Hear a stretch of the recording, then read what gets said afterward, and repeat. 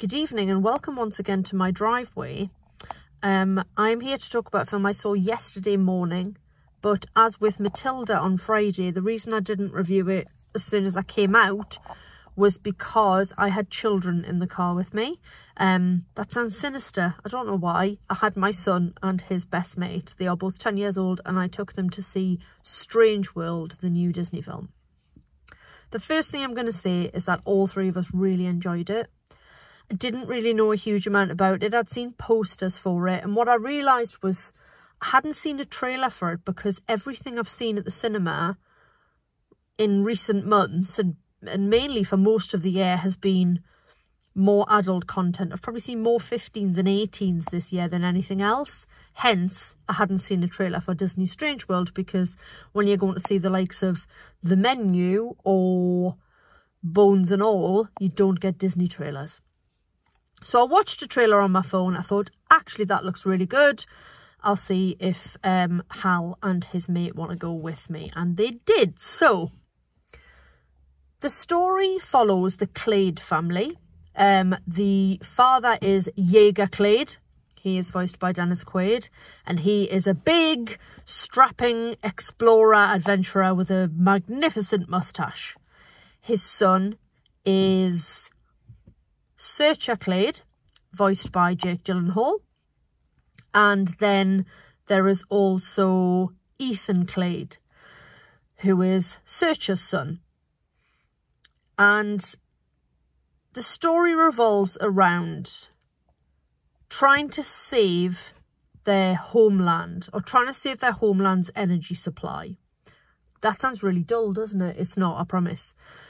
So we start off with Jaeger and a 15-year-old Searcher Clade and a searching party, exploration party, out trying to find out what is beyond the mountains of the place where they live.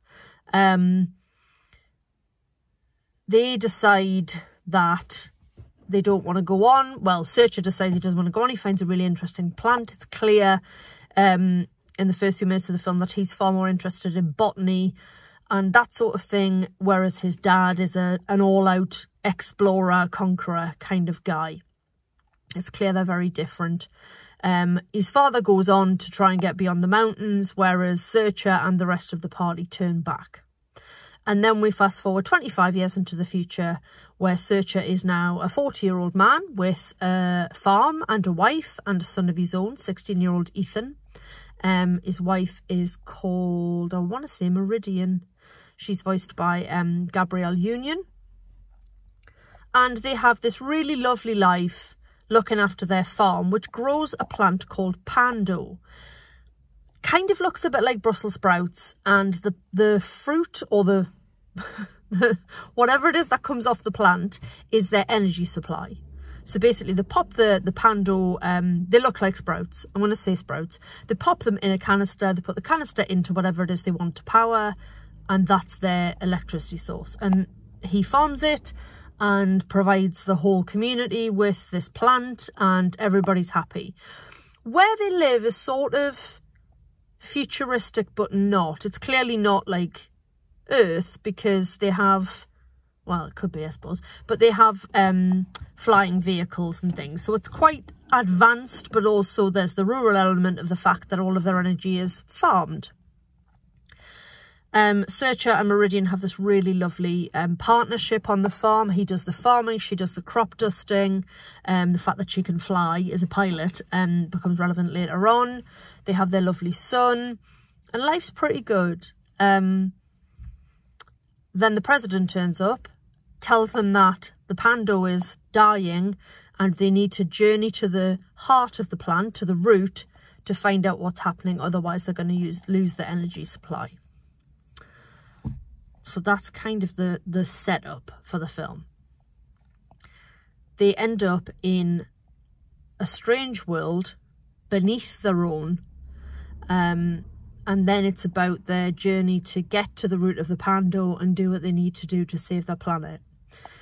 Once they get to the strange world, they not only encounter bizarre creatures and plants and the likes of which they've never seen before, where everything is alive, but they also discover Jaeger Clade, who's been missing for 25 years. So then you've got father, son and son, grandfather, that triangle of men, all trying to understand each other, to have a relationship with each other. There's tension between Jaeger and Searcher. There's tension between Searcher and Ethan, because much as Jaeger's saying, I want you to be an explorer to Searcher, and Searcher says, but I'm a farmer, he also sees Ethan as a farmer, whereas Ethan's like, actually, I think I'm more of an explorer.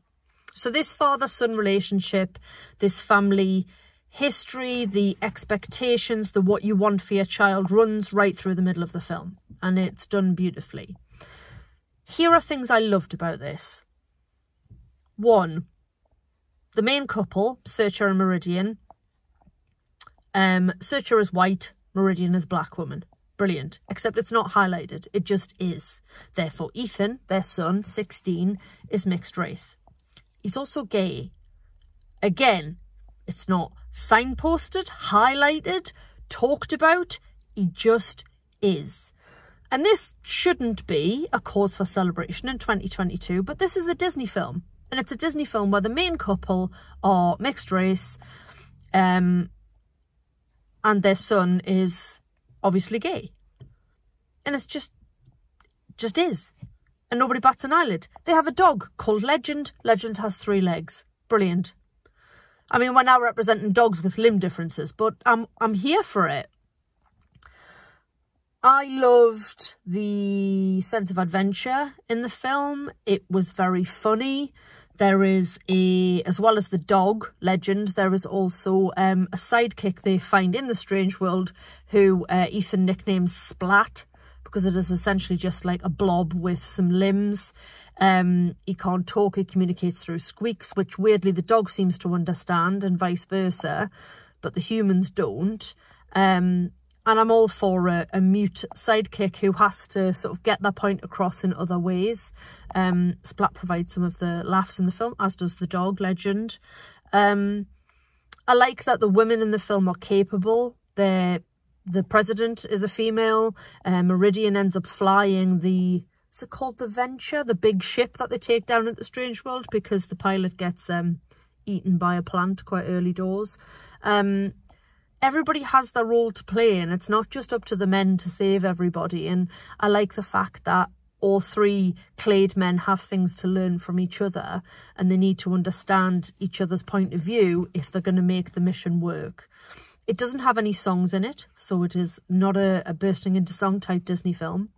It's a really good adventure story. It makes a really good point about looking after your resources, about caring for your environment, but again, it does it in such a way that I don't feel like I'm being lectured or it's being rammed down my throat.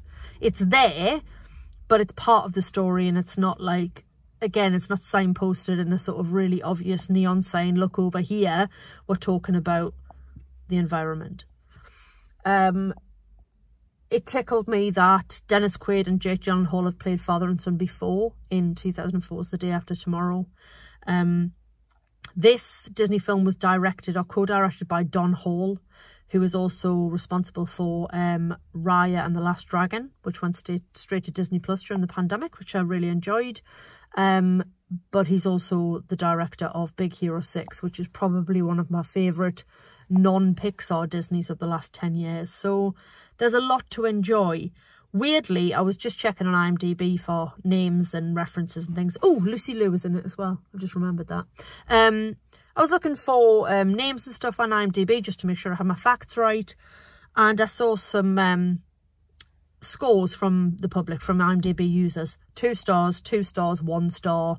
Boring, cringe, no child would be interested in this. Well, my son and his best mate giggled all the way through it, thoroughly enjoyed it, and then talked about it on the car ride home. So for me, it's a big thumbs up. I look forward to seeing it again when it inevitably comes to Disney Plus, and I would encourage everybody to go and see it. Strange World is an absolute belter.